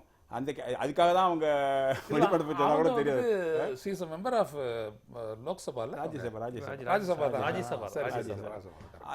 அந்த வாய்ப்பையும் அவங்க இழந்துட்டாங்க இதில். பட் இது வந்து ஒரு கோர்ட்டு தீர்மானிக்க வேண்டியதான். 2 பேர்லையும் ஆர்குமெண்ட் கொடுக்கலாம். இல்லை ஒரு விவாதம் தொடங்க வேண்டியது இருக்குது அப்படிங்கிறத 2 பேருமே எதிர்பார்ப்பு வச்சுருக்கீங்க. அடுத்தபடியாக அந்த குஜராத்தில் ஆனந்திபன் அவர்கள் வந்து ராஜினாமா செய்ததற்கு பிறகு பல்வேறு காரணம் சொல்கிறாங்க. அங்கே உள்ள சூழல், அங்கே உள்ள ஒரு பதட்டமான சூழல், பரபரப்பான சூழலுக்கு காரணமாயிட்டாங்க, அதுக்கு பொறுப்பேற்று பண்ணுறாங்கங்கிறாங்க. இல்லை 75 வயதுக்கு பிறகு எங்களுடைய கட்சியினுடைய நிலைப்பாடின் அடிப்படையில் 75 வயதுக்குள்ளவங்க ஒரு நிர்வாக பொறுப்பு வேணாங்கிற அடிப்படையில் விலகிறாங்கன்னு 2 விதமான கருத்து இருக்குது. இப்போ அதை தாண்டி அங்கே சொல்லப்படுற விஷயம் அமித்ஷா தான் முதலமைச்சர் ஆகிறார். ஒரு ஆங்கில நாளிதழில் அமித்ஷாக்கு தான் அடுத்த வாய்ப்பு இருக்குங்கிற மாதிரி ஒரு தகவல் வருது. அப்புறம் சில பேர் அமித்ஷா வந்து தீர்மானிக்கும் சக்தியாக இருக்கிறார் யார் முதலமைச்சர்னு 2 விதமான கருத்து வருது. இந்த விஷயத்தை எப்படி பார்க்குறீங்க? இது வந்து எல்லா கட்சியிலையும் இதே பிரச்சனை தான். இப்போது தமிழ்நாட்டில் இருக்குன்னு வச்சுங்க. இப்போ தமிழ்நாடு முதலமைச்சர் கட்சி தலைவர், முதலமைச்சர் ஒருத்தர் நீ தான் கொறடாவாக இருக்கணும்னா அவர் தான் கொறடா. இந்த அம்மாவையே போன வாரம் கொறடா இருந்தாங்க, இந்த வாரம் நீ கொறடா இல்லைன்ட்டாங்க. ஆனால் எல்லா கட்சியிலையும் ஜனநாயகங்கிறதுக்கு ஒரு லிமிட்டட் மீனிங் தான். அதுக்கு மேலே தான் கட்டுப்பட்ட ஜனநாயகம் தான் கட்சிகள் இருக்குது. அந்த கட்சியில் வந்து இப்போது அதிமுகவே எடுத்துனோன்னா, இந்த ஜிஎஸ்டி பிரச்சனையில் முதலமைச்சர் வந்து எம்எல்ஏக்களை கூப்பிட்டோ கட்சி நிர்வாகிகள் கூப்பிட்டோ உங்களோட கருத்து என்னன்னு கேட்டுப்பாரா? கேட்டிருக்கவே மாட்டார். அவங்களாம் அவங்க மூஞ்சியே பார்த்துட்டு இருக்காங்க, என்ன சொல்கிறான்னு இவங்க சொல்கிறது தான் கருத்து. அதனால் ஜனநாயகமே கிடையாது. எல்லா கட்சியும் எப்படி நடக்குதுன்னா, ஒரு போர்வை, அதாவது தேர்தல் நடத்துகிறவங்க மாதிரி போர்வை நடத்துவாங்க. அங்கேயே 2 பேர் வருவாங்க, வந்துட்டு இவங்களை இவன் ஜெயிக்கட்டுமா அவன் ஜெயிக்கட்டுமாம்பாங்க. சரின்னு 2 பேருக்குள்ளே போட்டி போடுவாங்க. 2 பேரையும் கூப்பிட்டு பேசுவாங்க. பேசினவுடனே ஏதாவது உனக்கு நான் இதை கொடுக்குறேன், நான் அதை கொடுக்குறேன்னு கரெக்டில் யுனானிமஸ் அப்படின்னு போட்டு எலெக்ஷன். இது எல்லா கட்சியும், இந்த கட்சியில் மாத்திரம் இல்லை. அமித்ஷா வரப்போறாரு, அவரே தீர்மானிச்சிருப்பார் இவர் தான் எம்எல்ஏ முதலமைச்சர் ஆகணும்னு. எம்எல்ஏக்கள்லாம் கூப்பிட்டு அப்போ நீ தான் முதலமைச்சர், எங்களை ஓட்டு போடணும்னு சொல்லியிருப்பாங்க. சரி ஓட்டு போட்டு சொல்லுவேன். இதெல்லாம் வெறும் ஒரு ஏமாற்று வித்தை, அவசியமே இல்லை. பேசாமல் நாமினேட் பண்ணிட்டு இப்போ காங்கிரஸ் பார்ட்டியில் பண்ணுறாங்க இல்லையா, தமிழ்நாட்டில் காங்கிரஸ் பார்ட்டி தலைவர் யார் யாருக்குமே தெரியாது. ஓட்டு போட்டாங்களா, இவ்வளோ யாருக்கு மக்கள்கிட்ட கேட்டாங்களா, கட்சிக்காரர்கிட்ட ஒன்றுமே கேட்கல. டெல்லியிலேருந்து உத்தரவு வருது போடுறாங்க. அது ஒரு நேர்மை. இந்த மாதிரி செய்யறதை விட அது ஒரு நேர்மையான நிலைமை, அதோட பண்ணிட்டு போகலாம். ஆனால் நேர்மையான நல்ல நிலைமைன்னு சொல்லலை. அது மாதிரி எல்லா கட்சியும் இப்படி தான் நடந்துட்டுருக்கு. அதனால் இது ஹைகமாண்ட் என்ன சொல்கிறதோ அதை தான் மற்ற ஓட்டு ஆட்டு மந்தேன்னு சொன்னார் இல்லையா ஐயா, ஓரளவு பாதி அளவான அதில் உண்மை. அதை தான் அது எடுத்து காமிக்குது. அதாவது தேசிய கட்சிகளுக்கே உள்ள பிரச்சனையா பார்க்குறீங்க. தேசிய கட்சியில் உள்ள மாநில தலைவர்களுக்கே இந்த பிரச்சனை, ஒரு தேர்ந்தெடுக்கக்கூடிய உரிமை மாநில உறுப்பினர்களுக்கு அந்த பிரச்சனை இருக்கு அப்படிங்கிற மாதிரி விஷயம் சொல்றீங்க. நீ எப்படி பாக்குறீங்க? இல்லை ஐயா தான் எல்லாமே சொல்லிவிட்டாரு. அடிப்படையில் என்னன்னா, உட்கட்சி ஜனநாயகம் அப்படின்றது ரொம்ப முக்கியம். எந்த இடத்துல உட்கட்சி ஜனநாயகம்ன்றது மதிக்கப்படலை. ஒரு உதாரணத்துக்கு சொல்றேன். அதிமுகவில் வந்துட்டு NS வெங்கட்ராமன் மெம்பராக இருக்கிறாரு, கட்சியில் இருக்கிறாருன்னு வச்சுக்கோங்க. இந்த மாதிரி ஜிஎஸ்டி மாதிரி ஒரு விஷயத்தில் வந்துட்டு இவர் கன்சல்ட்டே பண்ணலை. நீங்கள் என்ன பண்ணுவீங்க? அப்போ நீங்கள் பாருங்க, ஜனநாயகம் அப்படின்றது என்னது? To the best advantage in A given situation. அதுக்கு தான் இந்த கருத்து கேட்பு எல்லாமே.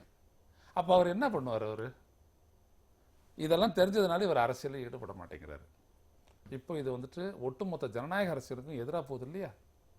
நீங்கள் அதான் ஒருத்தர் கட்சி மாறினார், தமாக இருந்துட்டு ஞானசேகரன் கட்சி மாறினார் இல்லையா? எல்லா விஷயத்துலையும் என்னை வந்துட்டு வாசன் வந்துட்டு என்னை கூட்டு கன்சல்ட்டே பண்ணுறதில்ல அப்படின்னு சொல்லிட்டு இவர் கட்சி மாதிரி அதிமுகவுக்கு போனார். போங்க ஐயா, அங்கே ஒரு விஷயத்துக்கு உங்களை கூட்டு போயஸ் கூட ஆலோசிப்பாங்க அப்படின்னு சொல்லிட்டு ஒரு சாதாரண ஒரு வாசகர் ஒரு லெட்டர் போட்டிருக்காரு ஒரு பத்திரிகைக்கு. இதுதான் உள்கட்சி ஜனநாயகம். உட்கட்சி ஜனநாயகன்றது ஒரு மிகப்பெரிய ஒரு விடயம். ஆனால் இதை பேசக்கூடிய அனைவரும் தலைவரான உடனே, அதான் VP சிங் சொன்னார், எதை குற்றமாக சொல்லிவிட்டு இவர்கள் தலைவராகிறார்களோ இவர்கள் தலைவரான உடனே அதையே செய்கிறார்கள் அப்படின்னாரு. சந்திரசேகர் வரைக்கும் அதை சொன்னார். ஜனநாயகத்தை வலியுறுத்தக்கூடிய அனைத்து பேரும் அந்த தலைமை பொறுப்புக்கு வந்துட்ட உடனே முதல்ல அவங்க மிதிக்கிறது ஜனநாயகம் தான். இந்த இடத்துல தான் நாங்கள் வந்துட்டு அறிஞர் அண்ணாவை நாங்கள் பெருசாக போட்டுருவோம். மிகப்பெரிய ஒரு ஜனநாயகவாதி அப்படின்னு சொன்னோன்னா, அண்ணாவுக்கு ஒரு கூட்டத்திலையும் வந்துட்டு ஒரு கருத்து இருக்குது. இதுதான் நிறைவேற்றணும்னு நினைப்பார். அதுவும் கட்சிக்காரங்களுக்கு தெரியும். ஆனால் நீ என்ன சொல்ற கடைசியில் இப்படி சொன்னால் இப்படி செஞ்சால் ஏன் நல்லா இருக்காதா அப்படின்னு இவருடைய கருத்தை வேற ஒருத்தர் வழியாக சொல்ல வச்சு அதை அவரும் பேசி கடைசியில் வந்துட்டு ஏற்றுக்க வைப்பார். கடைசியில் சொல்லியிருக்கிறாங்க அண்ணா கிட்டே, அண்ணா நீ ஒரு பெரிய ஏமாற்று பேர் வழின்னு சொல்லுவோம். ஏன் அப்படின்னு, இதை தானே நீ நிறைவேற்றணும்னு இந்த கூட்டத்தை கூட்டேன் அப்படின்னு சொன்னாங்களா. ஆமாம், என்னை விட ஏன் நீங்கள் பெட்டராக பேசுகிறேன், நான் தான் உங்களுக்கு அடைச்சனே அப்படின்னு சொல்லுவார். என்ன அப்படின்னம்னா, தட் இஸ் த கன்விக்ஷன். நான் கொண்டிருக்கக்கூடிய கருத்தில் நான் ரொம்ப உறுதியாக இருக்கிறேன் அப்படின்றது. அதே நேரத்தில் உங்களுடைய கருத்தை அறியாமல் நான் எப்படி கட்சி ஆவேன், இதைத்தான் அண்ணா நிரூபித்தார். அதான் இன்னைக்கு என்ன பண்ணுறாங்க, பார்லிமெண்ட்ரி போர்டு, உயர்மட்ட குழு, உயர்நிலை குழு இப்படியெல்லாம் சொல்லி ஒரு ஏமாற்று வேலை செய்துட்டு இருக்கிறாங்க. இதில் வந்துட்டு குஜராத் எப்படி, பிஜேபி எப்படி வந்துட்டு ஒரு மாறுபட்ட கட்சியாக இருக்க முடியும்? பிஜேபி வந்துட்டு ஒரு ஒரு அமைப்பால கட்டுப்படுத்தக்கூடிய, நீங்க சொல்லக்கூடிய இந்த ஜனநாயக குரல்களை நெருக்கப்படுங்கிறத குரல் வந்து ஆமா. காங்கிரஸ் கட்சியிலேயாவது அவ்வப்போது ஒரு போர்க்குடி தூக்குவது மூலமா தெரிஞ்சுக்க முடியும். பாஜக இப்ப அமித்ஷாவை கொண்டு வருவதிலையோ, அவர் தீர்மானிக்கும் சக்தியா இருப்பதிலையோ, அனதிபன் விலகுனதுல ஒரு மறுப்போ மாற்று கருத்தோ தெரிவித்தோ எந்த கருத்தும் வராதப்ப ஒரு ஜனநாயகம் இல்லைங்கிற விமர்சனத்தை எப்படி நீங்க முன்வைக்க முடியும்? இல்லை, இப்போ நீங்க அந்த கட்சியை பொறுத்த வரைக்கும் ஆனந்திபன் என்ன சொல்றாங்க, எனக்கு வயசாயிடுச்சுன்றாங்க. 3 வருஷத்துக்கு முன்னாடி என்ன அவங்களுக்கு வயசு? 3 வயசு குறைவா, அவ்வளோதானே. வயது அப்படின்றது அரசியலுக்கே கிடையாது. இப்போ இந்த மனிதர் இருக்கிறாரு, ஐயா இருக்கிறாரு, இன்னும் ஒரு 10 வருஷத்துக்கு அப்புறம் இவரோட கெப்பாசிட்டி குறைஞ்சிருமான்னு? வயதாகாது வேற. உள்ளபடியே அந்த செயல் திறன் இருக்கு இல்லையா, இதை தான் யூத் அப்படின்னு சொன்னார். யாரு? ஸ்ரீ கிருஷ்ணர் சொன்னார். கர்மத்தை பற்றி அவர் விளக்கும் போது அதான் அவர் சொல்றாரு. யூத் அப்படின்றது யாரு? செயல் திறன் இருக்கு இல்லைங்களா, அதுதான் யூத். ஒரு இளைஞர் எடுத்துட்டு போய் நீங்க அங்க வச்சு எதையும் சாதிக்க முடியாது. நீங்க வேணா ஒருத்தர் முதலமைச்சரா, இவங்கெல்லாம் அசாம்ல ஒருத்தர் முதலமைச்சரா வந்தார், என்ன ஆச்சு? பிரஃபுல்லகுமார் மொஹந்தா என்ன ஆச்சு? கலைஞர் வந்தார் இளம் வயதுல, என்ன ஆச்சு? ராஜீவ்காந்தி என்ன ஆச்சு? அட்டர் ஃபிளாப் அப்படின்னோம்னா ராஜீவ்காந்தி தான். ஏன்? அனுபவத்துக்கு நீங்க முன்னுரிமை தரணும். இல்ல அனுபவத்தை நீங்கள் ஆற்றலுடன் எடுத்து பயன்படுத்தக்கூடிய திறன் உங்களுக்கு இருக்கணும். இது ரெண்டுத்தையும் பிஜேபி எங்க வெளிப்படுத்தி இருக்குது? ஆனந்திபனை ஏன் ஆக்குனீங்க? ரொம்ப கட்டுப்பட்டவங்களா இருப்பாங்க அப்படின்றதுக்காக உங்களுடைய தலைமையினால உருவாக்குனீங்க. அவங்க என்ன வெளிப்படுத்தினாங்க? எதையும் கண்ட்ரோல் பண்ண முடியல அப்படின்னு. அதானே உங்களுக்கு கிரைசிஸ் வரும்போது காங்கிரஸ் என்ன பண்ணும்? தலைவரை மாற்றும். அதுதான் பிஜேபி செய்யுது. மற்றபடி இதில் வயதோ மற்ற விடயங்களோ உட்கட்சி ஜனநாயகமோ எதுவும் இருப்பதாக நானும் கருதவில்லை. அமித்ஷா தீர்மானிக்கும் சக்தியா இருக்காருங்கிறத நீங்க எப்படி விமர்சனமா பாக்குறீங்களா, அதுதான் யதார்த்தம் மாதிரி பாக்குறீங்களா? பாஜகவை பொறுத்த வரைக்கும் தீர்மானிக்கும் சக்தி வேறொரு இடத்தில் இருக்கிறது. அதனுடைய ஃப்ரண்ட்டாக தான் மற்றவங்களாம் இருக்கிறாங்க. இன்றைக்கு கான்ஃப்ளிக்டே அதான். மோடி இந்தியாவுடைய பிரைம் மினிஸ்டராக ஒரு சுதந்திரமாக செயல்பட்டு சில முடிவுகளெல்லாம் எடுக்கிறாரு. அதற்கு அவர் யாரையுமே வந்துட்டு கலக்கிறது இல்லை, இன்க்ளூடிங் ஆர்எஸ்எஸ். அதுதான் அங்கே ஏற்பட்டிருக்கிற முரண்பாடு. இந்த முரண்பாடு பெருசாக வெடிக்கும் போது தான் பிஜேபியில் வந்துட்டு உட்கட்சி பிரச்சனைன்றது ஒன்று உருவாக்கும். அது வரைக்கும் அடுத்தது யாருன்றது ஆர்எஸ்எஸ் டிக்டேட் பண்ணியிருப்பாங்க. அவங்களுக்கு அதில் எந்த விதமான முரண்பட்ட கருத்தும் இருக்காது, அமித்ஷாவுக்கும் மோடிக்கும் இருக்காது. ஸோ அவர் தான் அங்கே ஆவார். ஏன்னா அவங்க ஒரு எஜெண்டாவை நடைமுறைப்படுத்துகிறாங்க. அந்த எஜெண்டாவின் படி தான் வந்துட்டு இந்த ஆட்சி நடக்கும். சில பொருளாதார சம்பந்தப்பட்ட நடவடிக்கைகளை தவிர இந்த ஜிஎஸ்டி மாதிரி மற்றபடி ஆர்எஸ்எஸ் எஜெண்டாவை முன்னெடுக்கக்கூடிய ஒரு கட்சியாக தான் பிஜேபி இருக்கும். அவங்க சொல்லக்கூடிய ஆட்கள் தான் வந்துட்டு வருவாங்க. ஹரியானாவில் திடீர்னு ஒருத்தர் வந்துட்டு முதலமைச்சரை தேர்ந்தெடுக்கப்படலையா? அவருக்கு என்ன மக்கள் செல்வாக்கு இருக்குது? அதெல்லாம் ஒன்றும் இல்லை. அவருக்கு ஆர்எஸ்எஸ் அவர் சொல்லுது, அவ்வளோதான். அது மாதிரி ஒருத்தர் தேர்ந்தெடுத்து போவாங்க. அடுத்து மீண்டும் ஒரு நீதித்துறை சார்ந்த ஒரு இதுதான். நேற்று செய்தியில் ஒரு முக்கியமானது, நீதிபதி வைத்தியநாதன் அவர்கள் வந்து ஒரு தீர்ப்பை சொல்லியிருக்கிறார். ஒரு ஊமையோட நீதிபதிகள் சொல்லியிருக்கிறார். என்னன்னா, தாயை கொன்ற ஒருவனுக்கு ஜாமீன் கொடுக்கக்கூடாதுன்னு சொல்லியிருக்கிறாரு. அதுக்கு ஒரு ஊமையை எடுத்து என்ன சொல்லியிருக்காருன்னா, ஆதிசங்கர் பிறந்த பூமி, தாயை எவ்வாறு மதித்து வாழ வேண்டும் என்பதற்கு ஒரு உதாரணமாக வாழ்ந்தவர் வந்து ஆதிசங்கர். அவர் வாழ்ந்த பூமியில் எப்படி ஒரு தாயை கொன்றவனுக்கு ஜாமீன் கொடுக்கலான்னு சொல்லியிருக்கிறார். அதாவது ஒரு நீதிபதி இப்போது இருக்கக்கூடிய இன்றைய காலகட்டத்தில் இருக்கக்கூடிய சட்ட நூல்கள் அதன் அடிப்படையில் தான் நீதி வழங்கும் முறை இருக்க வேண்டும். இவர் ஆதிசங்கர் காலத்தில் கிபி 8ஆம் நூற்றாண்டு 9ஆம் நூற்றாண்டு காலத்தில் நீதிமுறைகளே வேற, அப்போ இருந்த நீதிமுறைகளே வேறு மாதிரியா இருந்தது. அதோடு ஒப்பிட்டு இப்போ நீதி வழங்கும் முறையை வந்து இவர் சொல்வதுங்கிறது எப்படி ஒரு சரியானதாக இருக்குங்கிற ஒரு எதிர்வாதம் வருது. நீங்கள் இந்த விஷயத்தை எப்படி பார்த்து? படித்த உடனே ரொம்ப அதிர்ச்சியாக இருந்தது. ஆனால் ஆச்சரியமாக இல்லை. ஏன்னா ஒரு அளவு வக்கீல்களோட தரம், ஜட்ஜுகளோட தரம்லாம் குறைஞ்சிட்டு வந்துட்டு இருக்குங்கிறது சந்தேகமே கிடையாது. ஒரு 40 வருஷத்துக்கு முன்னாடி ஜட்ஜ்மெண்ட்டை படித்து பார்த்தீங்கன்னா, இன்றைக்கி இருக்கிற ஜட்ஜ்மெண்ட்டை படித்து பார்த்தீங்கன்னா, எழுதுகிற முறை, அவங்க ஆர்குமெண்ட் எல்லாமே வித்தியாசமாக இருக்கும். இது திருப்பி வந்துட்டுருக்கு. முந்தையெல்லாம் ஜட்ஜுகளுக்கு ஒரு கட்டுப்பாடு உண்டு. அவங்க வந்து இன்றைக்கி என்ன நடக்குது, ஜட்ஜு போய் ஒரு மீட்டிங்கில் கலந்துக்கிறாரு, அங்கே ஒரு கரப்ஷன் கேஸ்லேயோ அரசியல் குற்றம் கேட்லேயோ மாட்டிகிட்டு இருக்கிற ஒரு மந்திரியோ உட்காந்துக்க அவரோட ஷேரை இது பண்ணுறாரு, பக்கத்தில் உட்காந்து பேசுகிறாரு. நாளைக்கு அதே ஆள் ஜட்ஜுக்கு முன்னாடி வந்து நிற்பார். அது மாதிரி ஒரு நிலைமை இருக்குது. இதில் வந்து இது ஏன்னா ஜட்ஜ்மெண்ட் எழுதும் போதே ரொம்ப தரம் குறையிறதுன்னா, ஜட்ஜுகளை தரமும் ஓரளவு குறைய இருக்கிறது ஒத்துக்கணும். அது வந்து யதார்த்தம் உண்மை. இதில் வந்து சங்கர் இது வந்து அவர் சொன்ன ஜட்ஜ்மெண்ட் தவறே கிடையாது. அதாவது ஒருத்தரை கொலை பண்ணினார்னா அவருக்கு ஆயுள் தண்டனை கொடுக்கணும், அவர் குற்றவாளி தாங்கிறது அது ஓமே சொல்லியிருக்காரு இல்லையா. சங்கரர் சன்னியாசி, இவர் ஒரு மர்டரர், கொலைகாரர். இவரையும் சங்கர் ஒப்பிட விட பல விதமான உதாரணங்கள் சொல்லலாம். இன்னும் நல்ல உதாரணம் சொல்லியிருக்கலாம். அவர் யாரை கொலை செஞ்சாலும் தவறு. அதாவது உயிர், தாயார் உயிராலும் சரி, மனைவி உயிராலும் சரி, பாட்டி உயிராலும் சரி, குழந்தை கொலை சங்கரர் பண்ணலை. செஞ்சு அந்த மாதிரி இருந்தார். இவர் இது மாதிரி இல்லைங்கும் போது அந்த குற்றவாளி ரொம்ப பெருமைப்படுவார். ஆகா நம்மளுக்கு சங்கரோட கம்பேர் பண்ணியிருக்காரு. அது வந்து ரொம்ப ஒரு வருத்தப்படக்கூடிய நிராகரிக்க வேண்டிய எனக்கு தோணுது. நீங்க எப்படி பாக்குறீங்க? ஆமா, ஐயா சொன்னாரு நல்ல. அது வந்து ஒப்பீடெல்லாம் ரொம்ப தப்பு. ஆதிசங்கரர் வந்துட்டு நான் என் தாய்க்கு எனது இறுதி கடனை நான் செலுத்தணும் அப்படின்னு சொல்லிட்டு ஓடி வராரு. அவர் உணர்றாரு தனது தாய் தனது இறுதி கட்டத்தை எட்டிடுறாங்க அப்படின்னும் போது ஓடி வராரு, அதை செய்கிறாரு, அதெல்லாம் பண்ணுறாரு. இது ஒரு தவறான ஒரு ஒப்பீடு. காசு பணம் தரல, சொத்து தரல, தனக்கு வர வேண்டியது வரல அப்படின்றதுக்காக கோபத்தினுடைய வெளிப்பாடாக தனது தாயை கொல்ல போகிறவனுக்கிட்ட போய் இந்த உதாரணத்தை ஏன் சொல்லிட்டு இருக்கணும்? ஒன்றும் கிடையாது. வேணா அவன் திருந்துறதுக்கு அதை யோசிக்கலாம், அது வேற விடயம். ஆனால் இந்த ஒப்பீடு தேவையில்லை. ரெண்டாவது, சட்டத்தின் பார்வை இப்படியே இருக்கணும். உதாரணங்கள் எல்லாம் வைக்கக்கூடாது. இந்த ராம் ஜென்மபூமி வழக்குலையும் இதே மாதிரி தான். நான் நம்புகிறேன் ராம்லலா அங்கே தான் பிறந்தாரு அப்படின்னாங்க ஒரு ஜட்ஜி. இப்படி இல்லாமல் நம்பிக்கையின் அடிப்படையில் நம்ம சொல்கிறது ஒரு வரையறை இருக்கின்றது. ஜாமீன் யாருக்கு கொடுக்கலாம், யாருக்கு கொடுக்கக்கூடாதுன்னு. ஜாமீன் கொடுக்கலாமா கொடுக்கக்கூடாதா என்பதை முதல்ல ப்ராசிக்யூஷன் வலியுறுத்தும். இப்போ அவருக்கு கொடுத்தா என்ன ஆகும்? அவர் இந்த எவிடன்ஸஸை கலைச்சிருவார், இந்த ஆதாரங்களை சிதைச்சிருவார். எனவே அவர் கொடுக்கக்கூடாது. அவர் சொன்னது ரொம்ப கடுமையான, அவர் செய்தது ஒரு கடுமையான கொடூரமான ஒரு குற்றம், எனவே அவர் கொடுக்கக்கூடாதுன்னு சொல்லி அதைத்தான் இவர் எடுத்துக்கிறனமே ஒழிய இவராக இந்த மாதிரி தோன்றிக்கிட்டு தாயை கொண்டவனா அப்படிலாம் விட்டுறக்கூடாது, அப்படிலாம் சொல்லக்கூடாது. அது மட்டும் இல்லை, ரொம்ப முக்கியமான விஷயம் சொன்னார். தாய், சகோதரன், மனைவிங்கிற புனிதங்கள்லாம் நீதித்துறைக்கு தெரியாது. நீதித்துறைக்கு தண்டனையும் விசாரணை முறை மட்டும் தான் தெரியுங்கிறாரு. அந்த புனிதங்களெல்லாம் இதில் சேர்க்கக்கூடாது, சேர்க்கக்கூடாது. ஏன்னா யூ கோ பை எவிடன்சஸ் இல்லையா? ஆதாரங்களினுடைய அடிப்படையில் தான் நீங்கள் போக போகிறீங்க. நாளைக்கு வந்து நான் ஒன்றும் எங்கள் அம்மாவை கொல்லலை அப்படின்னு தான் ஆரம்பிக்க போகிறாங்க. அவங்களுடைய அந்த ஒரு கொலைகாரருடைய தரப்பு வழக்கறிஞர் என்னுடைய எந்த விதமான குற்றத்தையும் செய்யவில்லை அப்படின்னு தான் அவர் வந்துட்டு எடுத்த உடனே ஆரம்பிக்க போகிறாரு. எனவே அந்த இடத்துல இதெல்லாம் எப்படி பொருந்தும்? எனவே நீதிமன்றங்கள், நீதிபதிகள் இவங்கெல்லாம் ரொம்ப ஆழமாக பார்க்கணும். சட்டத்தின் அடிப்படையில் ஒருத்தருக்கு ஜாமீன் வழங்க உகந்தவரா இல்லையா அப்படின்றத முடிவெடுக்கணும். அதுக்கு தான் உங்களுக்கு ஹெல்ப் பண்ணுறதுக்கு தான் ப்ராசிக்யூஷன் இருக்கிறாங்களே இல்லையா? ஏன் அவருக்கு ஜாமீன் வழங்கணுன்றதுக்காக அந்த டிஃபென்ஸ் கவுன்சில் இருக்கிறாரு, குற்றஞ்சாட்டப்பட்டவருடைய வழக்கறிஞர் இருக்கிறார். இதில் உங்களுக்கு என்ன கஷ்டம்? எனவே இப்படிப்பட்ட உதாரணங்களை எல்லாம் சொல்லி தவறான இடத்துல வந்துட்டு மிகச்சிறந்த உதாரணங்களை எல்லாம் சொல்லி கூடாது, தவறு. அதாவது இந்த முதல் பார்வை நிகழ்ச்சியில் ஒரு பொருளாதாரம் சார்ந்து ரொம்ப விரிவாகவே ஒரு ஆய்வு போயிடுச்சு. பொருளாதாரம் சார்ந்து இந்த விஷயத்தை எப்படி பார்க்கணும், பொருளாதார சார்ந்த விஷயங்களை நம்ம நாட்டு அரசியல் எந்த அளவுக்கு தீர்மானிக்குது, அது இந்தியா மாதிரி ஒரு துணை கண்டத்தில் இந்த மாநிலங்கள் தொடர்பான பிரச்சனை, நடுவண் அரசுக்கும் மாநில அரசுக்கும் இருக்கக்கூடிய அந்த வரி வருவாய் பிரச்சனை, அதற்கு பின்னால் இருக்கக்கூடிய அரசியல், அது குறிப்பாக தமிழ்நாடு எந்த அளவுக்கு நடுவண் அரசனுடைய போராட்டத்தை எதிர்கொள்ளுது, அது எப்படி பேச்சுவார்த்தையாக இருக்கணுமா இல்லை சண்டை போட்டு இருக்கணுமா, எதுக்கு வாய்ப்பு அதிகம், எப்படிலாம் இருந்திருக்குங்கிறது குறித்து ரொம்ப விரிவாக பேசுனீங்க. அப்புறம் சமூக பிரச்சனைகள் குறித்தும் இந்த இருக்கக்கூடிய சமகால அரசியல் பிரச்சனை குறித்து ரொம்ப விரிவாகவே நமது முதல் பார்வை நிகழ்ச்சியில் உங்கள் கருத்துக்களை பகிர்ந்துக்கிறேன். அதுக்காக உங்கள் இருவருக்குமே நான் நன்றியை தெரிவிச்சுக்கிறேன்.